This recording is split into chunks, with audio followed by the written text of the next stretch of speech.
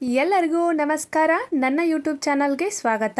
ಇವತ್ತಿನ ವ್ಲಾಗಲ್ಲಿ ಕಾಜು ಕರಿ ರೆಸಿಪಿನ ಶೇರ್ ಮಾಡ್ಕೊಂಡಿದ್ದೀನಿ. ಚಪಾತಿ ಮಾಡಿದಷ್ಟೇ ಸುಲಭವಾಗಿ ಬಟರ್ ಕುಲ್ಚನ ಮನೆಯಲ್ಲೇ ಯಾವ ಥರ ಮಾಡೋದು ಅಂತ ಕೂಡ ಶೇರ್ ಮಾಡ್ಕೊಂಡಿದ್ದೀನಿ. ಹಾಗೆ ಮ್ಯಾಂಗೋ ಪಿಕಲ್ನ ಎಷ್ಟು ದಿನ ಇಟ್ಟರು ಕೆಡದೇ ಇರೋಂತಹ ಮ್ಯಾಂಗೋ ಪಿಕಲ್ ರೆಸಿಪಿ ಕೂಡ ಶೇರ್ ಮಾಡ್ಕೊಂಡಿದ್ದೀನಿ.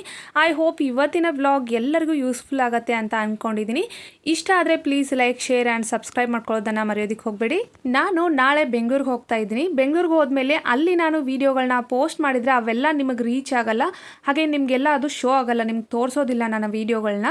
ಬೆಂಗಳೂರು ಮತ್ತು ಬೆಂಗಳೂರು ಸರೌಂಡಿಂಗಲ್ಲಿರೋರ್ಗೆ ಮಾತ್ರ ನನ್ನ ವಿಡಿಯೋಗಳನ್ನ ಶೋ ಮಾಡುತ್ತೆ ಯೂಟ್ಯೂಬು. ಸೊ ಅದಕ್ಕೋಸ್ಕರ ಹೇಳ್ತಾ ಇದ್ದೀನಿ, ನಿಮ್ಗೇನಾದರೂ ನನ್ನ ವಿಡಿಯೋಗಳು ಇಷ್ಟ ಆಗಿದ್ದರೆ ಪ್ಲೀಸ್ ಇವಾಗಲೇ ಸಬ್ಸ್ಕ್ರೈಬ್ ಮಾಡಿ ಇಟ್ಕೊಳ್ಳಿ, ಯಾಕಂದರೆ ಮುಂದೆ ಬರ್ಬೋದು ಅಥವಾ ಬರಲಿಕ್ಕಿಲ್ಲ. ಸೊ ಹಾಗಾಗಿ ಹೇಳ್ತಾ ಇದ್ದೀನಿ. ನನ್ನ ವಿಡಿಯೋದಲ್ಲಿ ಯೋಗ, ಮೆಡಿಟೇಷನ್, ಅಫಾರ್ಮೇಷನ್ ಹಾಗೆ ಪ್ರತಿದಿನ ಒಳ್ಳೆ ರೆಸಿಪಿಗಳನ್ನು ಅಪ್ಲೋಡ್ ಮಾಡ್ತೀನಿ. ಇನ್ನು ಮುಂದೆ ಲಂಚ್ ಬಾಕ್ಸ್ ರೆಸಿಪಿಗಳನ್ನು ಕೂಡ ಸ್ಟಾರ್ಟ್ ಮಾಡ್ತೀನಿ, ಯಾಕಂದರೆ ಪ್ರತಿದಿನ 3 ರಿಂದ 4 ನಾನು ಲಂಚ್ ಬಾಕ್ಸ್ನ ಹಾಕೋದ್ರಿಂದ ಆ ಲಂಚ್ ಬಾಕ್ಸ್ ರೆಸಿಪಿಗಳನ್ನು ಕೂಡ ನಿಮ್ಮ ಜೊತೆ ಶೇರ್ ಮಾಡ್ಕೊತೀನಿ. ಸೊ ಅದಕ್ಕೋಸ್ಕರ ಇಷ್ಟ ಆದರೆ ಸಬ್ಸ್ಕ್ರೈಬ್ ಮಾಡ್ಕೊಳ್ಳೋದನ್ನು ಮರೆಯೋದಕ್ಕೆ ಹೋಗಬೇಡಿ. ನಾನಿವಾಗ ಮಾರ್ನಿಂಗ್ ಎಲ್ಲ ಮುಗಿಸ್ಕೊಂಡಿದ್ದಾದಮೇಲೆ 12 o'clock ನಾನು ಸ್ನಾನ ಎಲ್ಲ ಮುಗಿಸ್ಕೊಂಡು ಬಂದು ಇವಾಗ ಮೆಡಿಟೇಷನ್ನ ಮಾಡ್ತಾ ಇದ್ದೀನಿ. ನನಗೊಂದು ಪುಟ್ಟ ಆಸೆ ಇದೆ, ಏನಂತ ಅಂದರೆ ನನ್ನ ಲೈಫ್ ಸ್ಟೈಲ್ನ ನೋಡಿ ಯಾರಾದರೂ ಒಂದು ಇಬ್ಬರು ಹೆಣ್ಮಕ್ಳು ಚೇಂಜ್ ಆದರೆ ಸಾಕು ಅನ್ನುವಂಥ ಭಾವನೆ ನನಗೆ. ಬದಲಾಗಬೇಕು ಅಂತ ಆಸೆ ಇರೋ ಹೆಣ್ಮಕ್ಳಿಗೆ ಹೇಳ್ತಾ ಇದ್ದೀನಿ, ದಯಮಾಡಿ ಗಾಸಿಪ್ ಮಾಡೋರು ಫ್ರೆಂಡ್ಶಿಪ್ನ ಬಿಡಿ.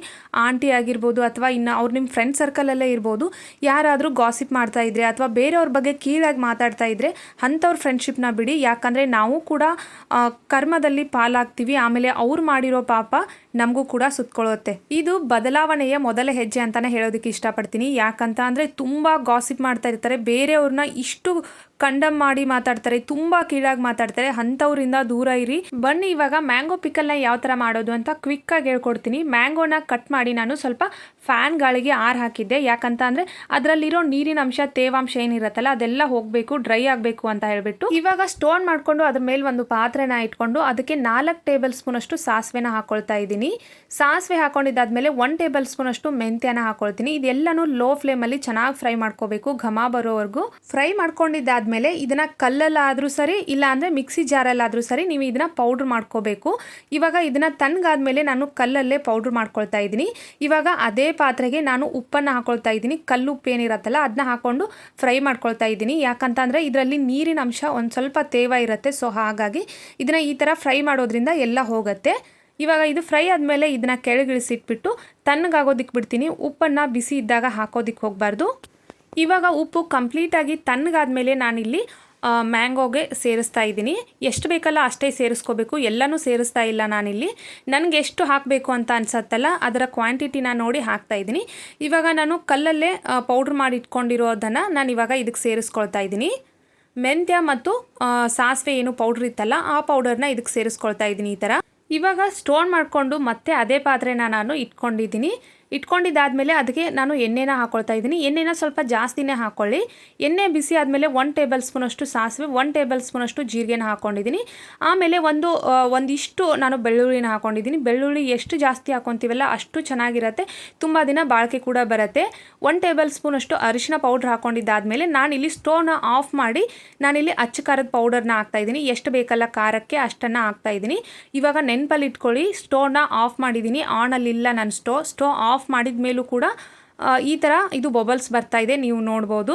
ಎಣ್ಣೆ ತುಂಬ ಬಿಸಿ ಇದೆ ಅಂತ ಅಂದರೆ ಅಚ್ಚ ಖಾರದ ಪುಡಿನ ಹಾಕೋದಿಕ್ಕೆ ಹೋಗಬಾರ್ದು, ಯಾಕಂದರೆ ಅಚ್ಚ ಖಾರದ ಪುಡಿ ಎಲ್ಲ ಸೀದು ಹೋಗುತ್ತೆ. ಸೊ ಹಾಗಾಗಿ ಇವಾಗ 1 ಟೇಬಲ್ ಸ್ಪೂನ್ ಅಷ್ಟು ಹಿಂಗನ್ನು ಹಾಕ್ಬಿಟ್ಟು ನಾನಿವಾಗ ಇದನ್ನು ಕಟ್ ಮಾಡಿ ಇಟ್ಕೊಂಡಿರೋ ಮ್ಯಾಂಗೋಗೆ ಇದನ್ನು ಡೈರೆಕ್ಟಾಗಿ ಹಾಕ್ತಾ ಇದ್ದೀನಿ.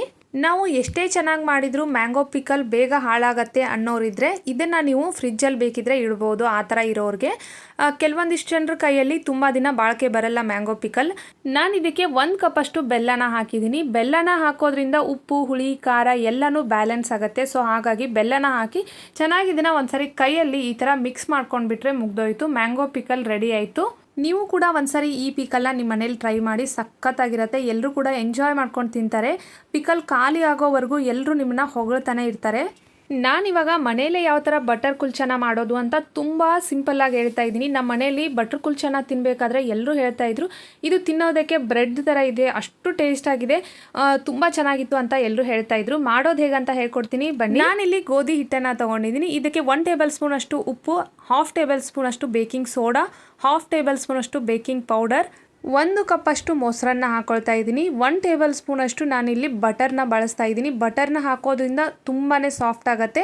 ಬಟರ್ ಇಲ್ಲ ಅಂತ ಅಂದರೆ ನೀವು ಬೇಕಿದ್ರೆ ಎಣ್ಣೆ ಅಥವಾ ತುಪ್ಪ ಏನಾದರೂ ಯೂಸ್ ಮಾಡ್ಕೋಬೋದು. ನೀವಿಲ್ಲಿ ಬೇಕಿದ್ರೆ 1 ಟೇಬಲ್ ಸ್ಪೂನ್ ಅಷ್ಟು ಸಕ್ಕರೆ ಕೂಡ ಯೂಸ್ ಮಾಡ್ಕೋಬೋದು. ಸಕ್ಕರೆನ ಹಾಕೋದ್ರಿಂದ ಕಲರ್ ತುಂಬಾ ಚೆನ್ನಾಗಿ ಬರುತ್ತೆ. ನಾನು ಸಕ್ಕರೆನ ಯೂಸ್ ಮಾಡ್ತಾ ಇಲ್ಲ ಇಲ್ಲಿ. ನೀವಿಲ್ಲಿ ಬೇಕಿದ್ರೆ ಮೈದಾ ಹಿಟ್ಟನ್ನು ಕೂಡ ಯೂಸ್ ಮಾಡ್ಬೋದು. ಮೈದಾ ಆರೋಗ್ಯಕ್ಕೆ ಒಳ್ಳೇದಲ್ಲ ಅಂತ ಹೇಳ್ಬಿಟ್ಟು ನಾನಿಲ್ಲಿ ಗೋಧಿ ಹಿಟ್ಟಲ್ಲಿ ವೀಟ್ ಫ್ಲೋರ್ ಅಲ್ಲಿ ಮಾಡ್ತಾ ಇದ್ದೀನಿ. ತುಂಬಾ ತಿಳುವಾಗಿ ಕಲಿಸ್ಕೋಬಾರ್ದು, ತುಂಬಾ ಗಟ್ಟಿಯಾಗಿ ಕಲಿಸ್ಕೋಬಾರ್ದು. ಇದನ್ನ ಕಲಸಿದಾದ್ಮೇಲೆ 30 ನಿಮಿಷ ನಾನು ನೆನೆಯೋದಕ್ಕೆ ಬಿಡ್ತಾ ಇದ್ದೀನಿ.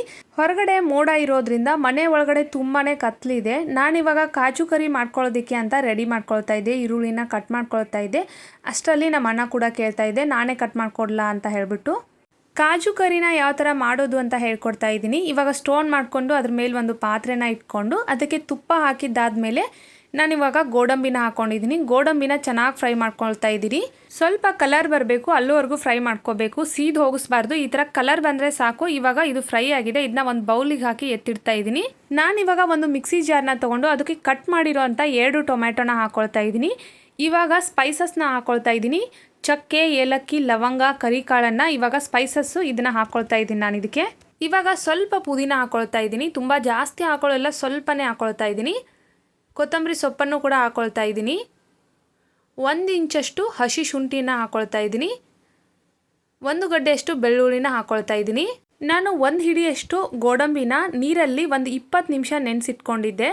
ಆ ಥರ ನೆನೆಸೋದ್ರಿಂದ ಸಾಫ್ಟ್ ಆಗುತ್ತೆ, ಬೇಗ ಮಿಕ್ಸಿಯಲ್ಲಿ ಕೂಡ ಸಣ್ಣ ಆಗುತ್ತೆ. ಸೊ ಹಾಗಾಗಿ ಇವಾಗ ಗೋಡಂಬಿನ ಹಾಕೊಳ್ತಾ ಇದ್ದೀನಿ. ಗೋಡಂಬಿ ಹಾಕೋದ್ರಿಂದ ಏನಾಗುತ್ತೆ ಅಂದರೆ ಒಂಥರ ತಿಕ್ಕಾಗಿ ಸ್ಟ್ರಕ್ಚರ್ ತುಂಬ ಚೆನ್ನಾಗಿ ಬರುತ್ತೆ, ಟೇಸ್ಟ್ ಕೂಡ ಚೆನ್ನಾಗಿರುತ್ತೆ ಇದನ್ನು ಹಾಕೋದ್ರಿಂದ. ಸೊ ಇವಾಗ ಸ್ಮೂತಾಗಿ ಇದನ್ನ ಮಿಕ್ಸಿ ಮಾಡಿ ತೊಗೊಂಡು ಬರ್ತೀನಿ. ಮಿಕ್ಸಿ ಮಾಡ್ಕೊಂಡಿದ್ದಾದಮೇಲೆ ಇವಾಗ ಸ್ಟೋನ್ ಮಾಡಿಕೊಂಡು ಅದ್ರ ಮೇಲೆ ಮತ್ತೆ ಅದೇ ಪಾತ್ರೆನ ಇಟ್ಕೊಂಡು ಅದಕ್ಕೆ ಎಣ್ಣೆ ಹಾಕ್ಕೊಳ್ತಾ ಇದ್ದೀನಿ. ಒಗ್ಗರಣೆಗೆ ಬೇಕಾಗೋಷ್ಟು ಎಣ್ಣೆನ ಹಾಕ್ಕೊಳ್ತಾ ಇದ್ದೀನಿ. ಎಣ್ಣೆನ ಹಾಕ್ಕೊಂಡಿದ್ದಾದಮೇಲೆ 1 ಪಲಾವ್ ಎಲೆನ ಹಾಕ್ಕೊಂಡಿದ್ದೀನಿ. ಪಲಾವ್ ಎಲೆ ಹಾಕ್ಕೊಂಡಿದ್ದಾದಮೇಲೆ ನಾನಿಲ್ಲಿ 1 ಈರುಳ್ಳಿನ ಹಾಕ್ಕೊಳ್ತಾ ಇದ್ದೀನಿ. ಇಲ್ಲಿ ಈರುಳ್ಳಿನ ತುಂಬ ಚೆನ್ನಾಗಿ ಫ್ರೈ ಮಾಡ್ಕೋಬೇಕು. ಒಂದು ಸ್ವಲ್ಪನೂ ಹಸಿ ವಾಸನೆ ಇರಬಾರ್ದು, ಅಲ್ಲಿವರೆಗೂ ನಾವು ಫ್ರೈ ಮಾಡ್ಕೋಬೇಕು.